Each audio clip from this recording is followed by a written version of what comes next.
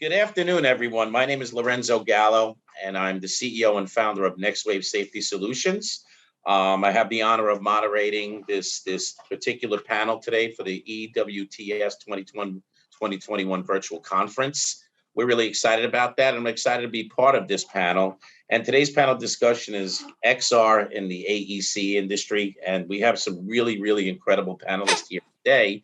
And I would like to take the time to introduce every one of them, and then let them talk about themselves and their companies and what they do.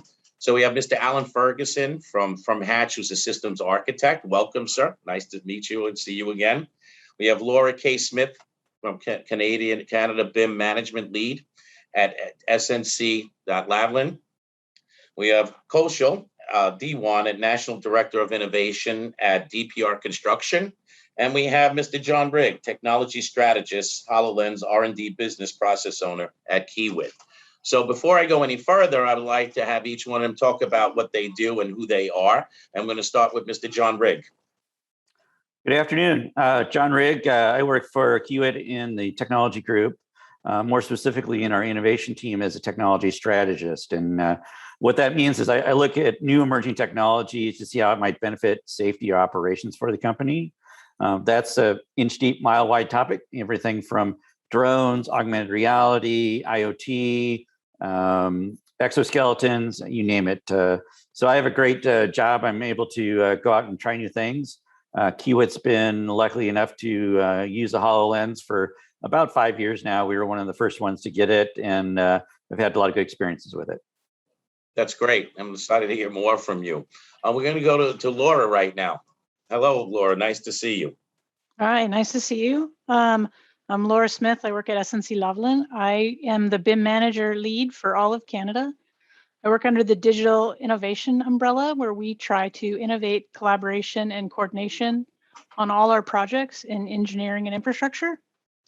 And I've been using the HoloLens, the VR abilities, and working our best to improve all our workflows. And I'm excited to share.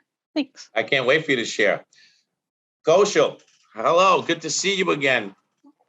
Lorenzo, how you doing? So My Kaushal pleasure. Diwan, from working out of the Sacramento office for DPR Construction. I've been with DPR for about 10 years now. Been in my current role as the innovation leader for the last 6 years. My team, we focus on supporting DPR employees with their pilots. We try new things. We do roughly somewhere between 30 to 50 pilots a year. And our goal is to continue trying things, continue testing new solutions so we can help improve our business. Ever forward is a core value for DPR. And so my job in a nutshell, we do pilots, we support our VC with investment opportunities, and then we have internal opportunities where we develop new homegrown solutions. That's fantastic. And you guys are always doing a great job, and I can't wait to get in more detail with you. Mr. Ferguson, it's a pleasure having you here today.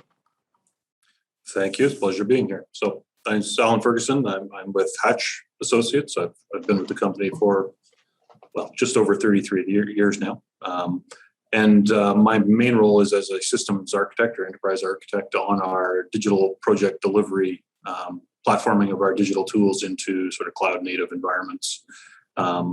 Most of my background is within the project execution space, the engineering, fell 2, 3, 4 projects through to construction and commissioning.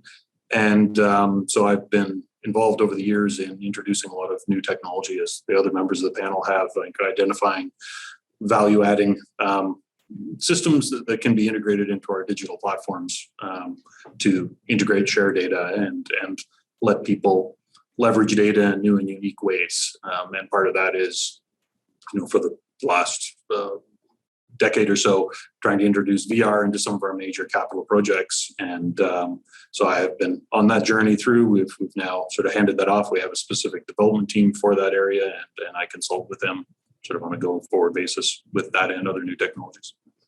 That's brilliant. That's brilliant. Well, yeah, like I said, everybody has their own kind of diverse ways of their utilizing technology within their firms and sectors. And, one of the main things is coming out of this pandemic, the world has changed dramatically. I mean, having a standstill for all that time, getting onto the work spots, having to retrain workers. And I would like to ask the panel, and I'll go around. I mean, since the pandemic, prior to that, and the new technologies coming out right now, training is a big push. New technologies utilizing to cut cost and make it more efficient. But VR and AR is a big category, and it's a broad terminology. So we really got to fine tune to what those actually terminologies mean within each one of your companies and how it should be used. So I'm going to go out to the panel as a first question. Can you give us some examples on basically real projects that have you utilized it for, pretty much coming and changing through this pandemic, and how you're utilizing it to make it more efficient based upon remote locations or inspections, or for training for that matter, in particular different sectors? So, John, I'll start with you, just as a random conversation. Maybe talk about that.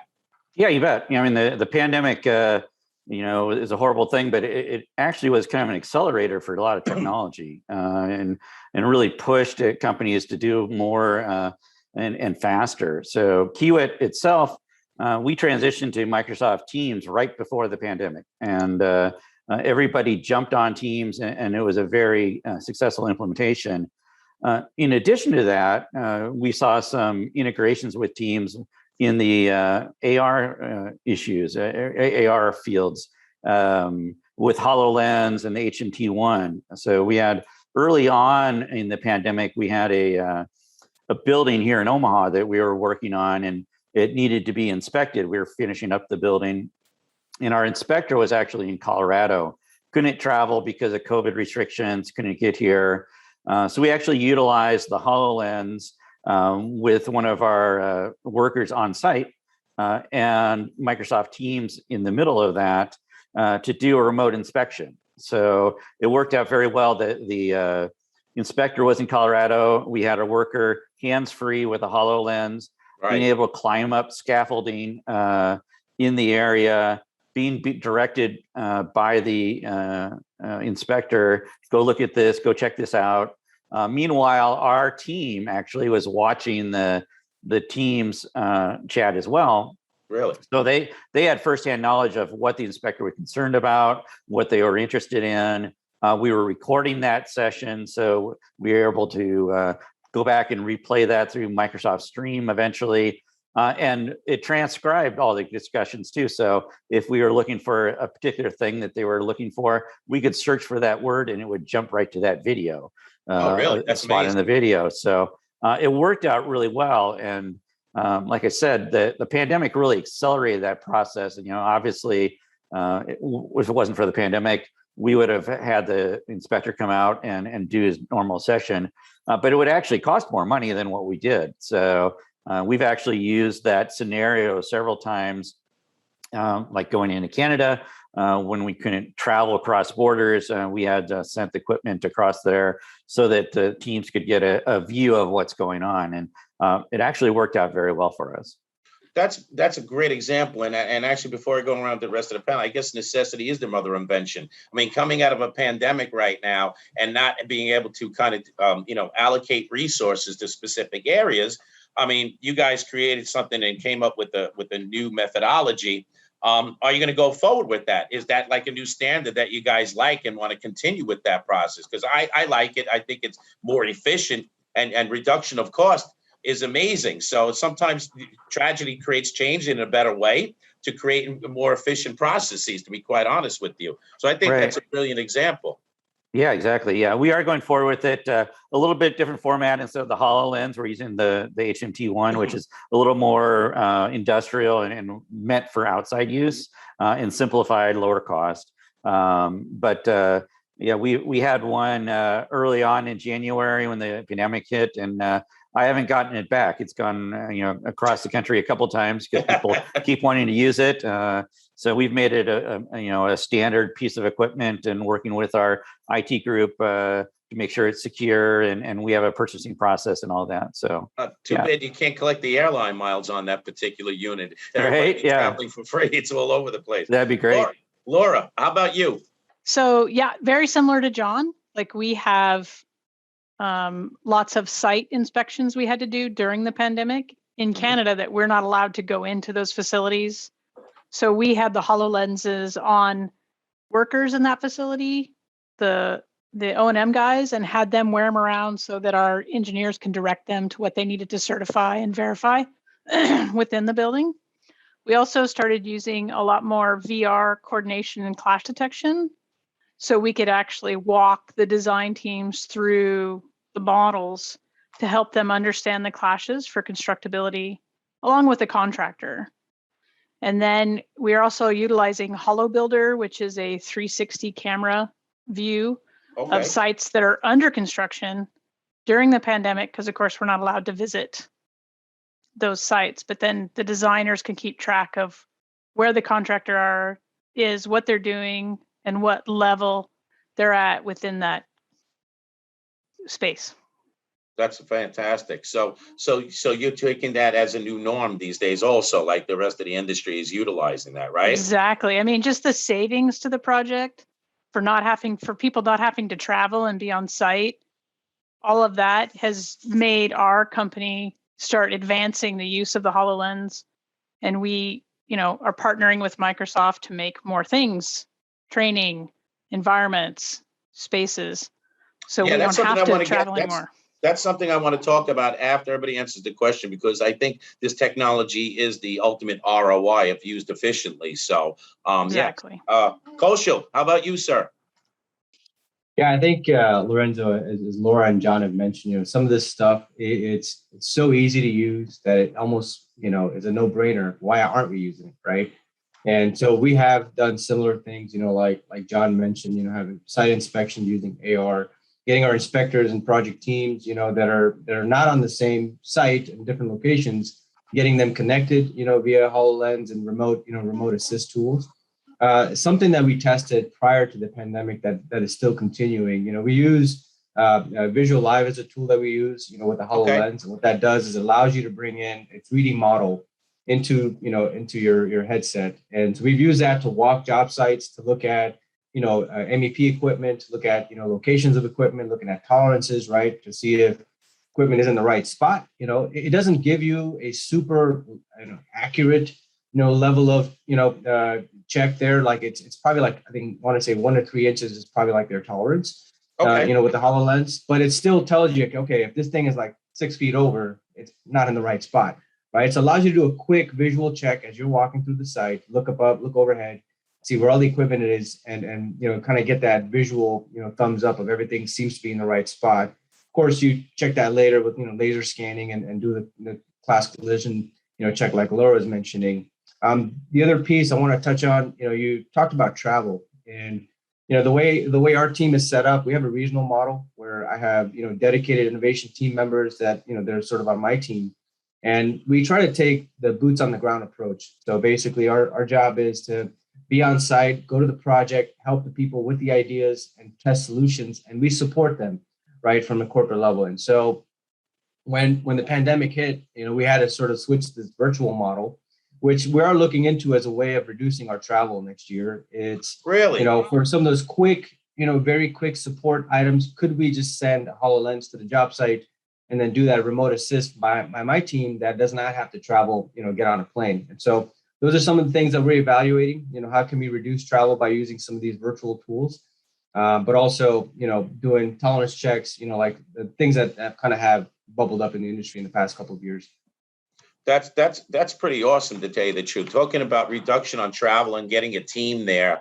Let's just say even for an emergency. I mean, you can't get there quickly enough. And if time is of the essence, and let's just take this structure that collapsed in Florida or whatever it might be, to do an assessment, whatever, if you have to save a life or whatever it might be from an engineering or construction standpoint, that does save a lot of time, money, but it also will save lives if done correctly. I mean, if you could get there efficiently. So that's brilliant, and I think that's spot on. I'm excited to hear more about that. Thank you, Mr. Ferguson. Yeah, so I guess my story is going to be very similar, and I think that's logical given the way the pandemic came on. Right. So we had been doing a lot of VR things before that, but the pandemic, what it really did, and I used to always say that necessity is the mother of adoption rather than invention. Okay, well put. And in this case, that was it exactly. We have been working and proposing, this low-hanging fruit of AR and video for remote workers, remote expert type things. It is the technology's there, the people are there, everything's there, it all works. It's just a matter of adoption, and COVID kind of forced that, right? So we have specialist groups that do non-destructive testing that historically have flown all over the world to do non-destructive testing or doing testing on sites. And, we take the same approach now. We can bundle up a device and ship it off to somebody. It doesn't have to be a HoloLens. It can be an iPad or whatever. The technology is there.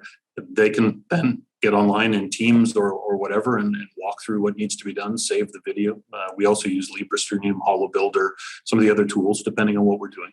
But it's been a great success, so much so that we've actually formed a remote services group that supports this sort of activity throughout the company.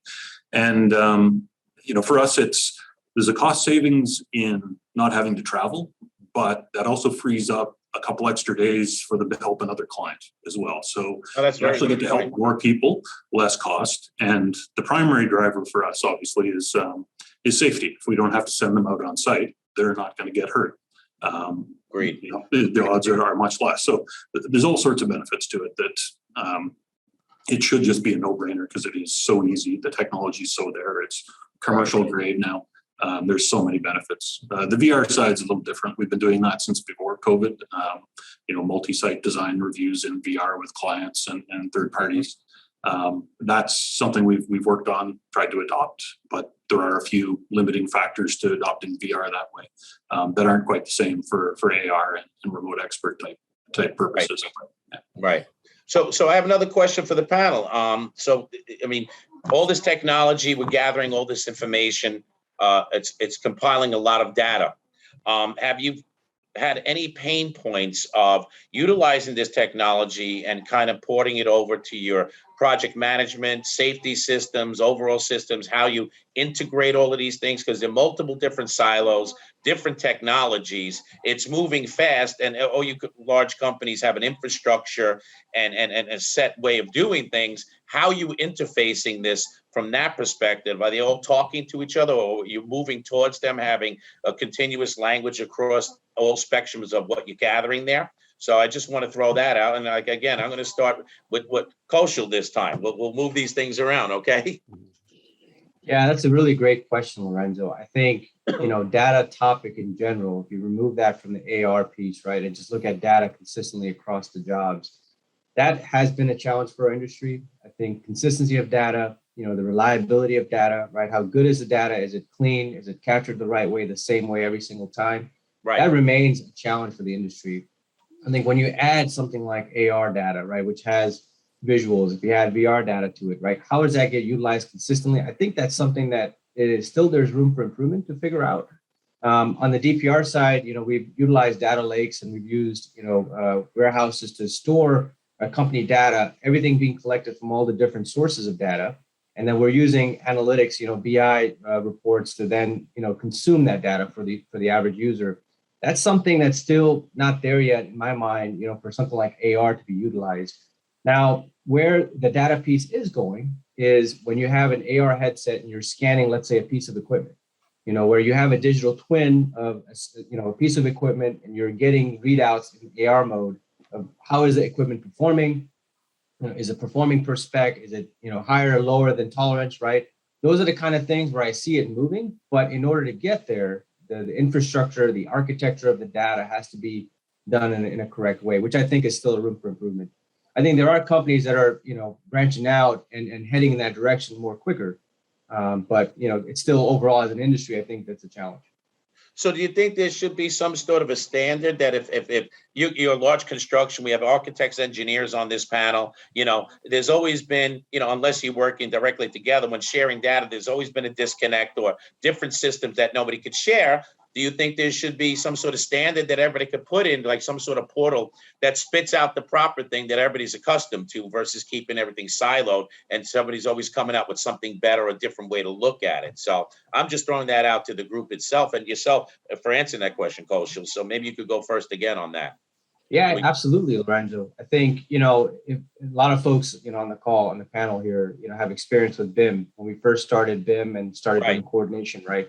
It didn't really start taking off until we created a shared environment where folks were able to share their models and you can see them, in a collaboration, constructability, collaboration format, right? I see this data piece to be the same thing, where unless you have aggregated data from all the different sources in one shared environment, I think it's going to take some time before we can really utilize it in a meaningful way. Understood. I'd like to hear some other thoughts as well. Yeah, Laura, please share your thoughts with us. Yeah, I agree with the data synchronicity and the environment that we need to create, because we have huge GIS models that you can't store anywhere, right? Those gigabytes and gigabytes of information is just kind of sitting on a sidecar, somebody's, portable hard drive. So I think it's important that the next move forward is a way to have that data in the cloud that's easily accessible and quickly accessible on the sites. And I also think there should be a big push for security. I mean, that's a big thing now. Cybersecurity is huge, and we need to protect, because I know in Canada, a lot of government agencies don't allow you to store your data in the States or in other countries. You have to store it in Canada. So these countries that don't have data stores in them starts to become a problem when you have those large segments of information. So I think data is a big thing. And I don't believe we should have standards across the board. I think because coming with BIM, each project has a BIM execution plan, right? So that plan needs to involve, here's a list of standards, and there might be different types of standards depending on the country, the project, what the purpose is. No, that's a very good point. We were dealing with the insurance programs, and we couldn't find a system that the UK approved to store the contracts and share that information. And it took us quite a while to find a happy medium between the two to share that information that everybody was comfortable with. So that's a very valid point. John, what are your thoughts on what we've been talking about as far as the data is concerned? Yeah, I guess when I look at the data, when you talk about AR and VR, to me, it's natural to talk about the BIM model, and the struggles surrounding the BIM model. We've been very good in the office about being educated in BIM management, but as we pull these devices out into the field, the people out in the field have to be more and more educated on how to use and manipulate the BIM model as well. As you know, and the software needs to get better, and it is from going from the model to the HoloLens. All right, and that today you need to understand, the size of the model and what to cut out so that you can support it in the device, and understand what the job role is that's going to be using it. For example, if a scaffolding guy that's going to be assembling scaffolding wants to use the HoloLens to understand the environment, what does he need to see? Does he need to see the entire model and it's very big and heavy, or can you cut it out and just give him what he needs? And I think that there's probably from the industry wide, I mean, the BIM modeling at the job site is becoming more and more important, and not back in the office. So people are utilizing more of the modeling. So BIM management, I think, is where I see most of the downfalls that need to be improved. Adding in metadata to objects in the model that makes sense to the holograms. Right now, there's usually hundreds of pieces of metadata that go into the model, and when you're trying to view that in the HoloLens, you don't need all of that. So I think there's just some maturity that will need to happen on that end of the spectrum as we kind of grow into it. That makes total sense. Mr. Ferguson, you're up next, sir. Yeah, so I guess there's a couple of questions in that, and the first one I guess I'll tackle is data standards. I understand that standards have a place in the world. I've generally found they're hard to implement, and they don't really help enough people, right? Especially in a company like ours and larger firms in general. We work in so many different industries, so many different platforms, so many different execution models, so many different procurement models, that it's really hard to have a standard that is consistent enough to apply in a standard way, right? You end up with a whole bunch of specialized type industry platforms if you're going to go that route. So standards are good, and I'd love there to be a generic one that could work across everything, but that's always the issue we've had with, right, is they implement half of what you need. So you don't really have a standard if you extend them beyond that. From the data point of view, I agree. Yeah, data is absolutely critical. And that's, why we have this whole digital project delivery program going on and converting all of our tools to work to centralize data and integrate it together so that we don't need to rely on vendors to do that so much. Right. Vendors are notorious for not integrating with other vendors for various reasons. But of course, right. We also, again, going back to the big company problem, lots of different industries, lots of different design tools, clients mandate them.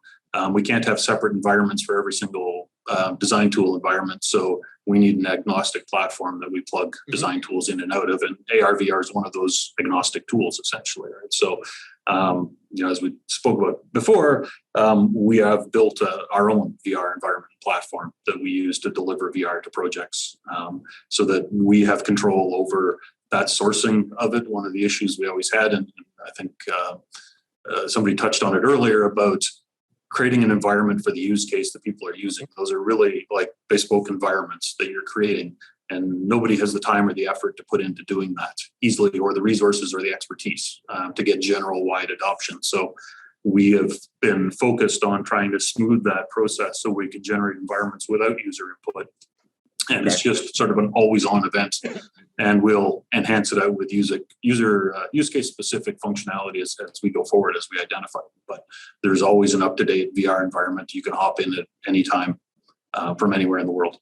Very cool. That's actually pretty amazing. So getting to that, I mean, we covered the data, we covered all of these topics from a top-down approach. I mean, we're talking to senior people here in this panel.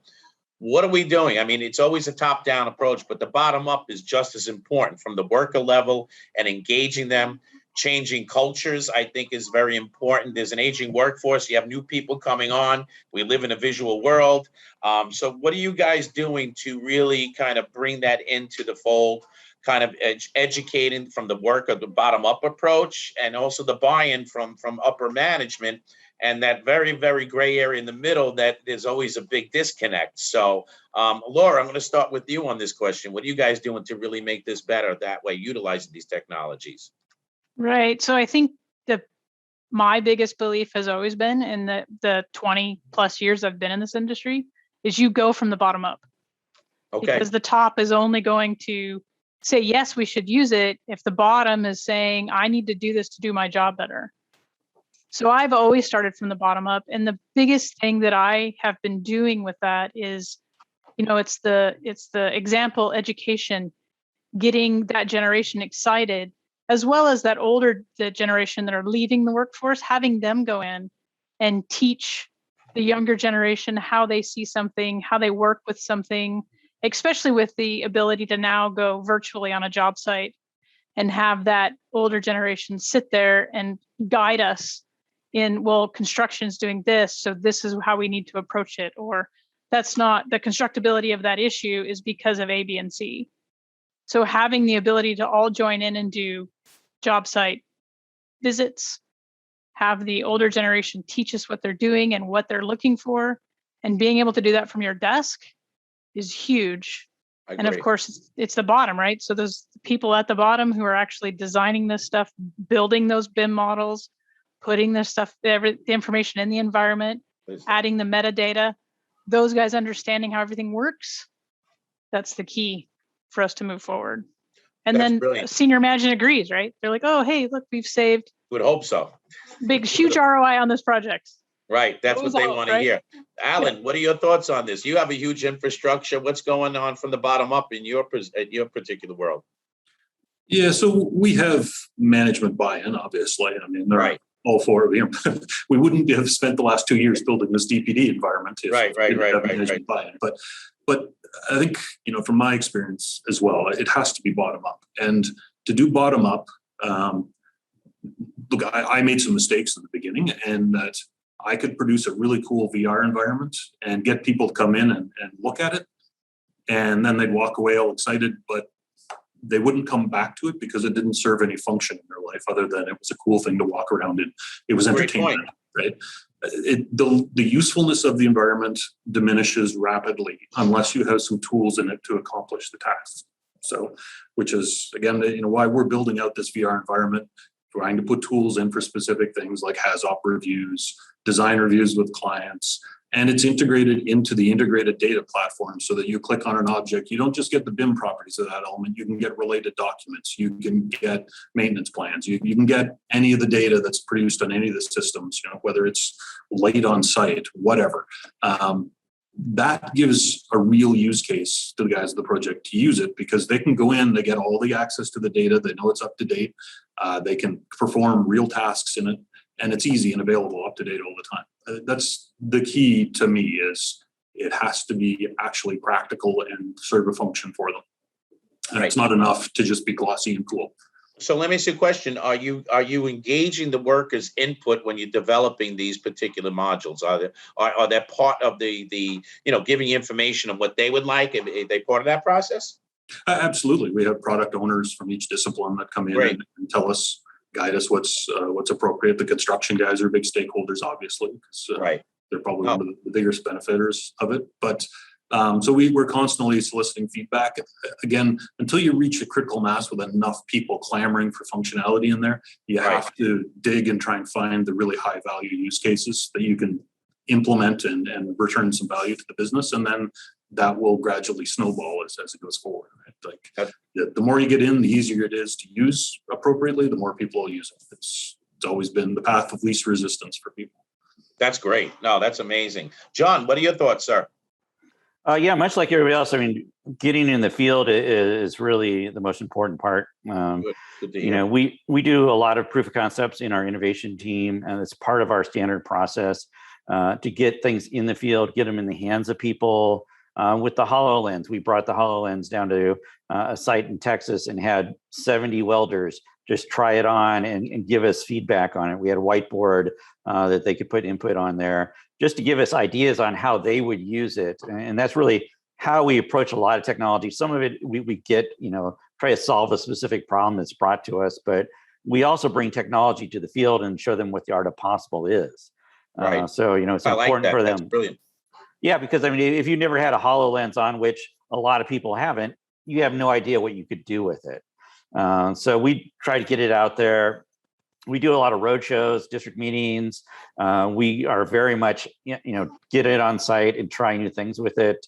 And we get a lot of great feedback on that. And some things just don't work in the field. It's very difficult. And, I'm a technology guy. I have an engineering background, but I'm not a construction worker. So they know what it's like to work in, 110 degrees with gloves and hard hats and safety glasses. And some technology does not work really well in that environment. It's true. You're so right. You are so right. You need to get the feedback from the people using that in the end. They may say, I can do this easier without that technology, in which case that's great. Yeah, it is great. That's true. Kaushal.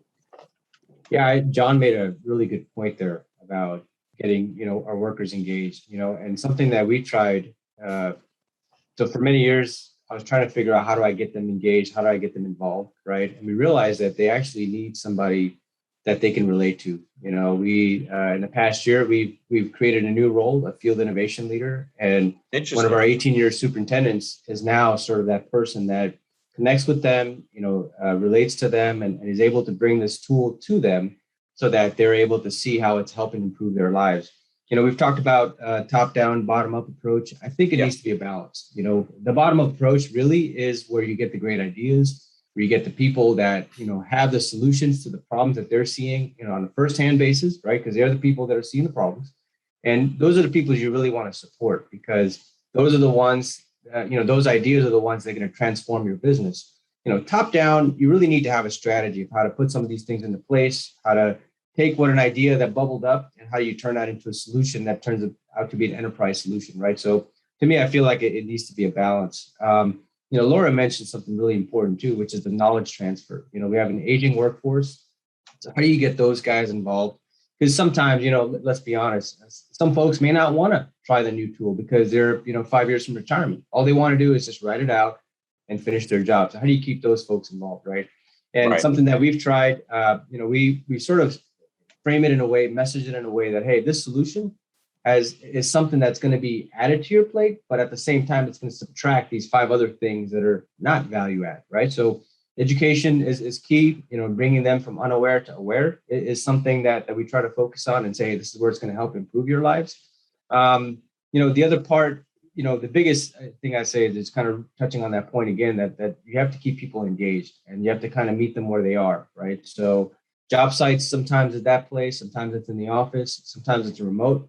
One thing we've tried, when we do some of our recruiting efforts, college recruiting, is those guys, technology is like second nature, right? So how do we go out of the box and keep them engaged with just not another mundane, Zoom meeting? So we've tried something new this year. We've, Google, cardboard boxes or the VR boxes are very relatively cheap, and so we found a way to get those cardboard boxes out there, to the college recruits, and we've given them access to, job walks, VR job walks, where they can walk a site with us, and make them engaged in that process. So those are some of the things that we've tried.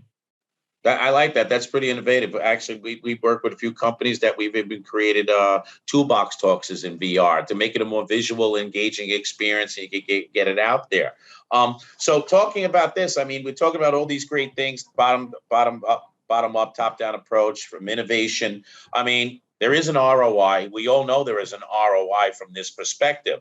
And companies like yourselves who are utilizing technologies like this to make it a safer work environment, a more efficient work environment, and more productive. Let's talk about insurance for a second. I think guys like you should be rewarded for utilizing these particular technologies and capturing that data.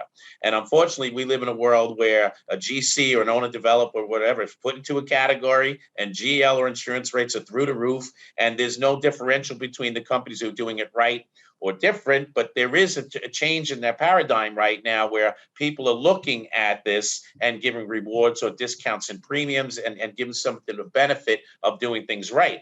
Have you seen anything like this? Is that part of your goals? Because we've been seeing things on our end as a trend, and I think people should be utilizing this as an ROI and looking at it as a reward in the long run. So, Allan, I'm going to start with you on this one. I mean, what are your thoughts on that? Oh, I think, well, that would obviously be a great incentive, right? There's a lot of money tied up in that sort of thing. It would be a real motivator for people. Look, given, in my role, I don't have much interface with that side of the business, right? So we've just focused on the safety side in particular, right? Hoping that lower safety statistics, while more than just this, they're good for everyone. They will help drive that side of it as well and get us breaks. But if there was a program or some push on that side of the industry to recognize these sorts of things, that would be gratefully accepted and beneficial on our side. Yeah, and you're 100% right, and I'm going to bring it out. Any contractor who utilizes subcontractors, if I was able to, or you were able to see a subcontractor that utilized AR, VR, XR, and did everything right and captured proper data and trained their employees, I would have a much better comfort level of hiring them as a sub on my job versus someone that just wants to get the bid and get the job done for the lowest price. So, Kaushal, what are your thoughts? So my point of view on this is I feel like it could kind of go either way, right? And in order to, so for example, like data, right? Now I'll take my car, for example, because it's something that, that tracks data, collects data on me, and I don't know how that data gets utilized. So, most vehicles these days, right? They come with the ability to track how fast you're going, if you hit your brakes really hard, if you accelerated really fast, right? And just data points, right, of how the car is being utilized. I feel like there needs to be some context behind the data before it gets used for any kind of decisions, or, it needs to be able to have context so you can reward the right kind of behavior. That's exactly right. For example, I'm trying to share here. So I may be braking hard because I'm trying to avoid an accident. But I might just get dinged by my insurance company because it thinks I'm slamming hard because I'm driving too fast, right? And so I think the context behind data is really important before we can jump to a stage where we can say people are getting insurance premium reductions or whatever the case might be. But to me, that's sort of my point of view on that. No, and I agree with you on that. It's based upon the importance and the real data that you're collecting. I mean, and how it's utilized. Agreed. Laura, what are your thoughts? We're actually doing a lot more contracts proposals lately for projects that are using models like alliance models that are incentive based. Oh, interesting. If you complete the project quicker, you get a bonus. If you can eliminate RFIs and change orders, you get a bonus. So there's a lot going on in that side of the construction or the engineering world, design world, where owners are starting to incentivize being more efficient and collaborative in the environment. That's interesting. That's very, very interesting. John, what about you, sir? Yeah, I mean, I think it'd be great to be able to get a safe workers discount or like a safe drivers discount from an insurance perspective. I think that the status of the technology, isn't mature enough to really warrant that yet from an insurance company. There's not standardization on how it's going to be used from a safety perspective. When you're talking about a driver's discount, those are pretty well-known, standardized pieces of data that you can look for. Right now with HoloLens and VR, there's a wide range, especially in the construction industry, how that's being used, and it's still pretty much an emerging technology that needs to be a little bit more mature and out in the wild for a while. I think for insurance companies to say this is a standard way that we can give you a discount for that, whether it's through training or collision detection or other safety mechanisms. Right. So that's great. So I guess in closing, I want to ask everybody to the panel a question. In a perfect world, I mean, the combination between XR, VR, what 2-3 years from now, because it's moving fast, but 3 years goes pretty damn quick, to be quite honest with you. Allan, what do you see the combination of all of these three technologies doing in the future, not only for your company, but what do you think it could benefit the industry? So from the VR point of view, I think it's going to allow for much better design communication and lack of those RFIs and changes going forward. Just being able to review a semi-physical environment virtually with the client and managing those design review and sign-off processes. The AR side of it, I think, doesn't have much role in the design environment up front, at least in my estimation. Further on down the road in operations, I think, is where it really, really, really shines or will. And I've always professed the belief that once you combine AR with proper digital twin of the plant, plus speak like natural language processing and chatbot type interfaces, it will go a long way to making workforces more efficient, reduce training, specialized training requirements for guys in maintenance, and just help sort of the plant run itself. And, let it tell you when it needs to be fixed and walk people through a voice sort of description of, do you want me to create a work order for you? Because I'm feeling a little vibration in this pump. That sort of scenario, rather than going back to the office and filling in a form or typing in a form online, right? I think that's the vision of where things will get eventually. It may not be 5 years, but we're heading that direction. I think the convergence of all these tools will enable it.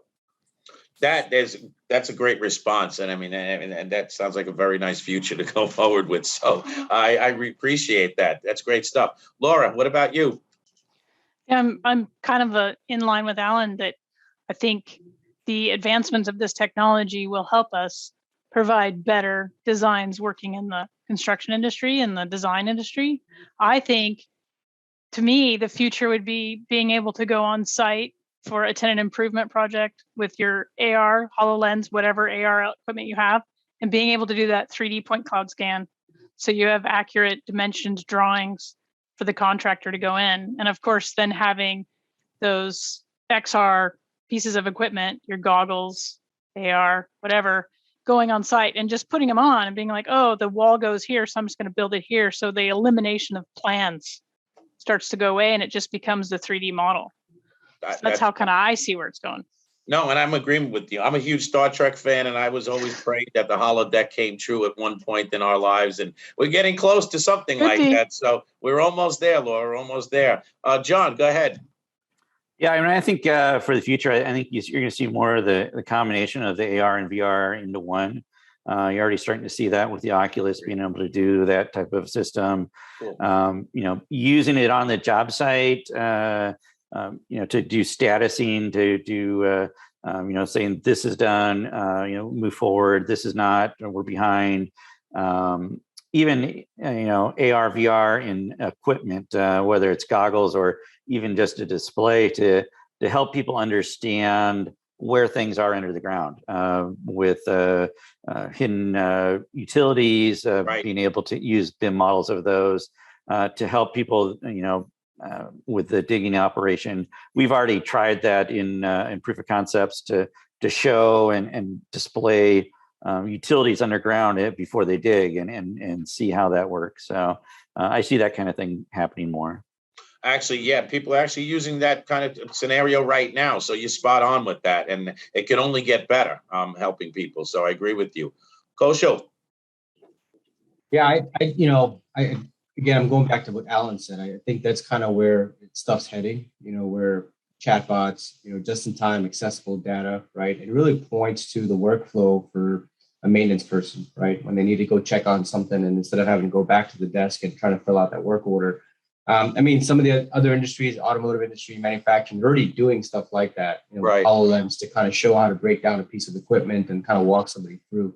So I see that trend more. The other piece on the VR side, the design piece has already taken off, right? We're doing that for design reviews, doing virtual mock-ups and stuff like that. The untapped potential in my mind is using VR for safety training. So it's something that we've tested using OSHA modules to develop, small snippets of VR training so that information is retained better, doing classroom training and then doing a VR module to then back it up and say, can you recognize these things in a virtual environment where you won't get hurt? And so to me, VR piece, the safety part, it's training is really important. And then again, accessible data, through a headset, something that I see as a trend. I can't agree with you enough. And one last comment to mention from that scenario, the VR covers and overcomes every language barrier. It's a visual aspect of it. Okay, so it becomes muscle memory, retention to the worker. It's immersive to the worker. So yeah, I mean that's happening, and hopefully it's going to get better with better modules, better scenarios. So I'm all for that. I can't thank everybody enough for such a great panel. You guys were great. Any last comments to anybody in the audience? And we're going to do our Q&A right after this. So.